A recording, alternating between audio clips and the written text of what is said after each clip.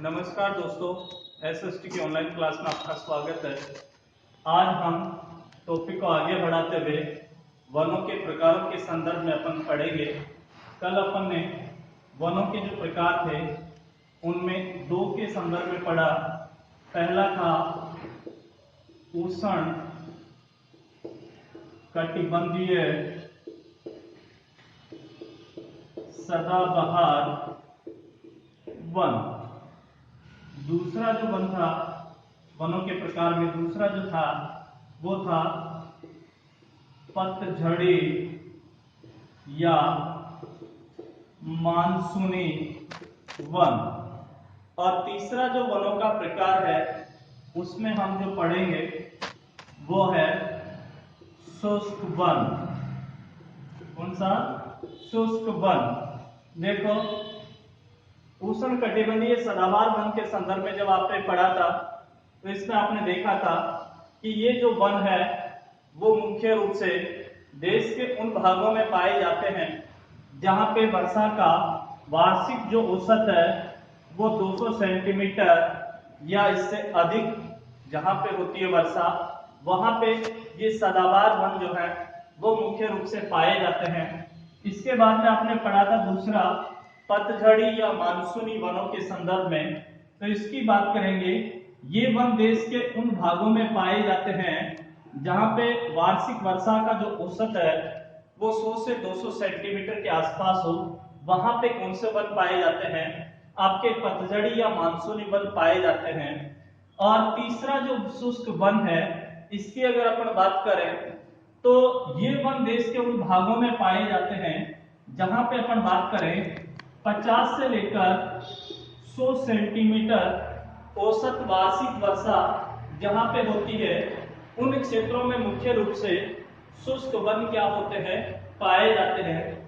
इन क्षेत्रों की बात करें तो जो वन पाए जाते हैं उन वनों में कम जल सहन करने वाले वृक्षों की जो बहुतायता है, अर्थात ये वन इस प्रकार के हैं जिन्हें जल की क्या होती है? कम आवश्यकता होती है, या कम जल सहन करने वाले क्षमता वाले जो वन हैं वो शुष्क वनों के अंतर्गत मुख्य रूप से क्या होते हैं? पाए जाते हैं। इन वनों की मुख्य जो विशेषता है वो ये कह सकते हैं कि इन वनों की जड़ें जो है वो लंबी होती हैं और मोटी होती हैं, अर्थात भूमि में अधिक गहराई तक इन वनों की जड़ें क्या होती हैं? फैली हुई होती हैं, मोटी होती हैं, जिससे लंबे समय तक इन्हें जल की कम आवश्यकता होती है। इसके अलावा अपन बात करें तो ये जो शुष्क वन है, विशेषता की बात करें तो ये कह सकते हैं आप कि इन वनों की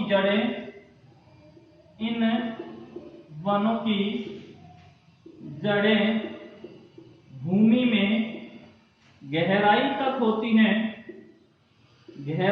होती हैं और किस प्रकार की होती हैं? मोटी होती हैं, जिसके कारण इन्हें जल की क्या होती है? कम आवश्यकता होती है।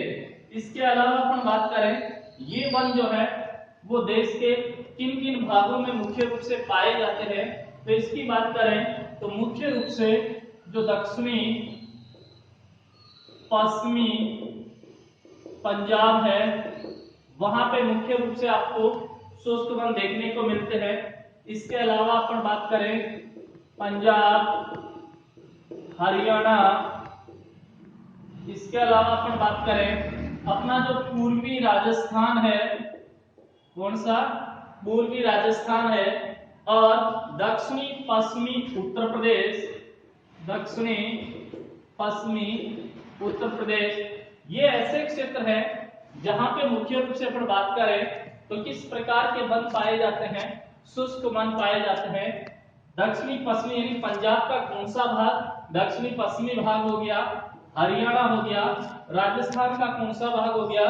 पूर्वी भाग हो गया, और उत्तर प्रदेश के दक्षिणी पश्चिमी भाग में मुख्य रूप से इस प्रकार के वन देखने को मिलते हैं। इसके अलावा अगर हम बात करें तो शुष्क वनों में पाए जाने वाले प्रमुख जो वृक्ष है वो कौन कौन से हैं? अर्थात इन वनों में शुष्क वनों में मुख्य रूप से कौन कौन से वृक्ष यहाँ पे पाए जाते हैं, तो इनकी बात करें तो मुख्य रूप से जैसे कीकर है, बबूल है, आम है, इसके अलावा अपन बात करें महुआ, महुआ, और इसके अलावा बात करें तो खेजड़ी। ये मुख्य रूप से शुष्क वनों में पाए जाने वाले प्रमुख क्या है, वृक्ष है, यानी कीकर, बबूल, आम, नीम, महुआ और खेजड़ी। ये शुष्क वनों में पाए जाने वाले प्रमुख क्या है, वृक्ष हैं। और अगर हम बात करें तो वर्षा के अभाव के कारण, क्योंकि आपने देखा है यहाँ पे वर्षा का वार्षिक जो औसत बताया गया है वो 50 से 100 सेंटीमीटर के आसपास है। वर्षा का अभाव होने के कारण यहाँ पर जो वृक्ष होते हैं वो कम ऊंचाई वाले होते हैं।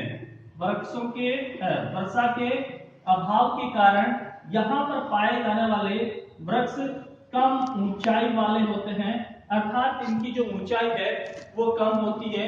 लगभग अगर हम बात करें तो 6 से 9 मीटर के आसपास इन वृक्षों की क्या पाई जाती है, ऊंचाई पाई जाती है। तो ये मुख्य रूप से इनकी विशेषताओं के अंदर आते हैं कि इन वनों की जड़ें भूमि में गहराई तक होती हैं, मोटी होती हैं। इन वनों की ऊंचाई क्या होती है, वर्षा के अभाव के कारण कम होती है, लगभग 6 से 9 मीटर के आसपास इन वनों की क्या होती है, ऊंचाई होती है। और अगर हम बात करें शुष्क वनों की, तो ये कह सकते हैं इन वनों का जो स्थानीय महत्व है वो क्या है, अधिक है, अर्थात आर्थिक महत्व ना कहकर इसको अपन ये कह सकते हैं स्थानीय लोगों की आवश्यकताओं की पूर्ति जो है वो किसके द्वारा होती है, इन शुष्क वनों के द्वारा की जाती है। तो ये कह सकते हैं कि शुष्क वन स्थानीय लोगों की आवश्यकताओं की क्या करते हैं, पूर्ति करते हैं, या स्थानीय लोगों के लिए ये महत्वपूर्ण होते हैं। चौथा जो वनों का प्रकार है उसमें हम बात करेंगे किसकी, मरुस्थलीय वन की। तो देखो वनों का जो प्रकार है, चौथा प्रकार जिसका नाम है मरुस्थलीय वन। तीसरा हो गया ये शुष्क वन, चौथा जो है वो है मरुस्थलीय वन। अब इसके बारे में बात करें तो ये कह सकते हैं कि ये जो आपके मरुस्थलीय वन है, ये वन देश के उन भागों में पाए जाते हैं जहां पे वर्षा का औसत लगभग 50 सेंटीमीटर या इससे क्या होता है, कम होता है। वहां पे मुख्य रूप से किस प्रकार के वन हमें देखने को मिलते हैं, मरुस्थलीय वन जो है वो हमें देखने को मिलते हैं। इन वनों की मुख्य विशेषताओं की बात करें तो ये कह सकते हैं कि यहाँ के वृक्षों में पत्तियां कम, छोटी और कैसी होते हैं, कांटेदार होते हैं। अर्थात इन भागों में जो वन पाए जाते हैं, जो वृक्ष पाए जाते हैं, उन वृक्षों की पत्तियां जो होती हैं वो क्या होती हैं, कम होती हैं। इसके अलावा अपन ये कह सकते हैं कि पत्तियां कम, छोटी और ये कह सकते हैं कांटेदार होती हैं। कैसी होती हैं, कांटेदार। अर्थात वर्षा की कमी के कारण मरुस्थलीय वनों में पाए जाने वाले जो वृक्ष होते हैं उन वृक्षों की पत्तियां यहाँ पे कम होती हैं, छोटी होती हैं, और यहाँ पाए जाने वाले जो वृक्ष हैं वो कांटेदार होते हैं, कंटीले वन अपन कह सकते हैं। इसके अलावा अगर हम बात करें तो मरुस्थलीय क्षेत्रों में मुख्य रूप से बहुतायत की बात करें तो बबूल का जो वन है, वृक्ष है, बबूल का वृक्ष यहाँ पे बहुतायत में क्या होता है, पाया जाता है, अधिक मात्रा में हमें देखने को मिलता है। इसके अलावा यहाँ पे जैसे नागफनी है, इसके अलावा बात करें रामबांस, खेजड़ी,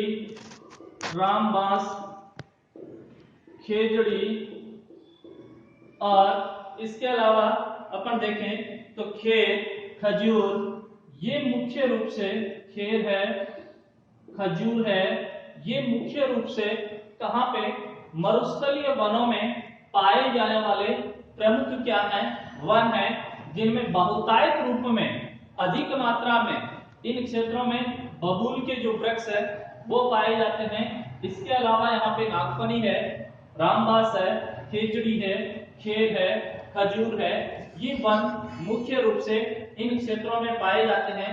और अगर हम बात करें क्षेत्र की बात करें तो जो ये मरुस्थलीय वन है भारत के किन किन क्षेत्रों में मुख्य रूप से पाए जाते हैं, तो क्षेत्रों की बात करें तो दक्षिणी पश्चिमी जो पंजाब है वहां पे मुख्य रूप से इस प्रकार के वन पाए जाते हैं। इसके अलावा बात करें पश्चिमी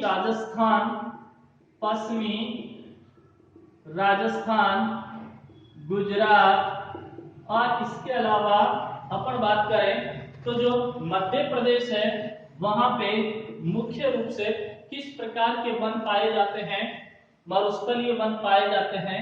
यानी कि दक्षिणी पश्चिमी पंजाब में, पंजाब का दक्षिणी पश्चिमी भाग हो गया, राजस्थान का पश्चिमी मरुस्थलीय जो क्षेत्र है वो इसके अंतर्गत आ गया, राजस्थान गुजरात है, और मध्य प्रदेश वाले भागों में जहां पे वर्षा 50 सेंटीमीटर या इससे भी अपन कहें कम होती है वहां पे मुख्य रूप से किस प्रकार के वन हमें देखने को मिलते हैं, मरुस्थलीय वन वहां पे देखने को मिलते हैं। इसके अलावा अगर हम बात करें नेक्स्ट वनों के प्रकार की, पांचवें प्रकार की बात करें तो उसमें आता है आपके कौन से वन, ज्वारीय वन। पांचवें नंबर का वनों का जो प्रकार है उसमें कौन सा वन, ज्वारीय वन। याद रखना इन ज्वारीय वनों को अपन ये कह सकते हैं दलदली वनों के नाम से भी क्या किया जाता है, जाना जाता है, दलदली वन। अर्थात ये कह सकते हैं दलदली वन का मतलब ये है कि ये जो वन है वे मुख्य रूप से कौन से क्षेत्रों में पाए जाते हैं, ज्वारी, यानी जहां पे क्या होता है, ज्वार भाटा क्या होता है, उत्पन्न होता है, आता है, और उस भाग में कीचड़ नुमा भूभाग या दलदली भाग क्या हो जाता है, तैयार हो जाता है।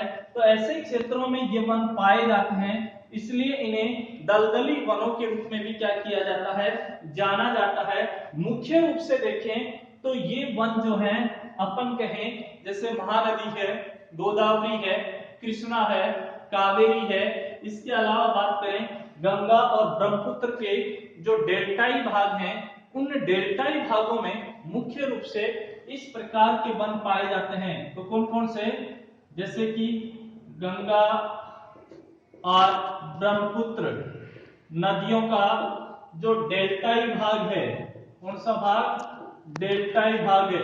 इसके अलावा अपन बात करें महानदी है, गोदावरी है, कावेरी है, कृष्णा है, इन नदियों के जो डेल्टाई भाग हैं उन डेल्टाई भागों में मुख्य रूप से किस प्रकार के वन पाए जाते हैं, ज्वारीय वन पाए जाते हैं, क्योंकि इनके जो डेल्टाई भाग होते हैं वहां पे भूमि जो मृदा है वो किस प्रकार की होती है, दलदली होती है, जिसके कारण इस प्रकार के वन यहाँ पे क्या होते हैं, पाए जाते हैं।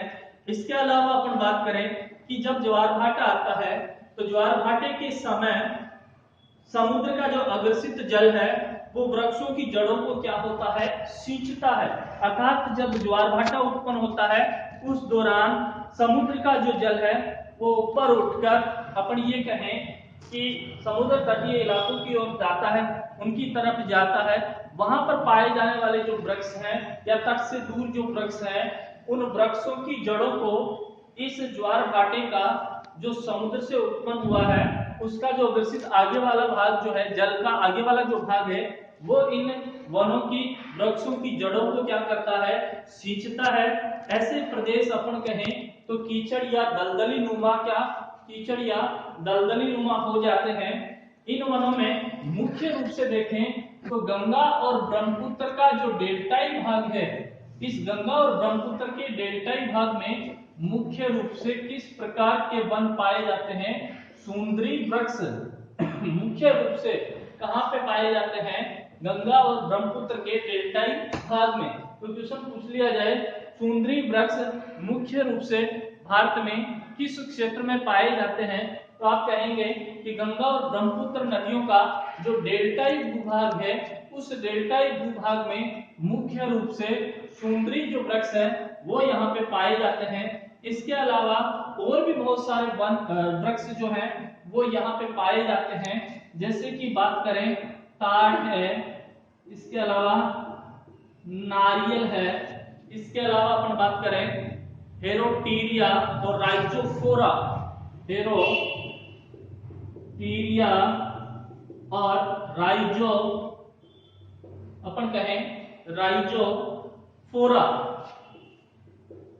इसके अलावा अपन बात करें तो सोनेरेशिया,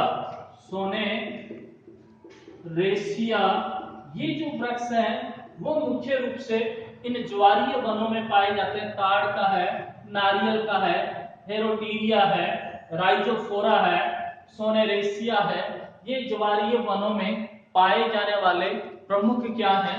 वृक्ष हैं। इस प्रकार से हमने वनों के प्रकारों के संदर्भ में मुख्य रूप से 5 जो प्रकार थे उनके संदर्भ में यहाँ पे क्या किया है, पढ़ा है। नेक्स्ट अगली क्लास में। धन्यवाद।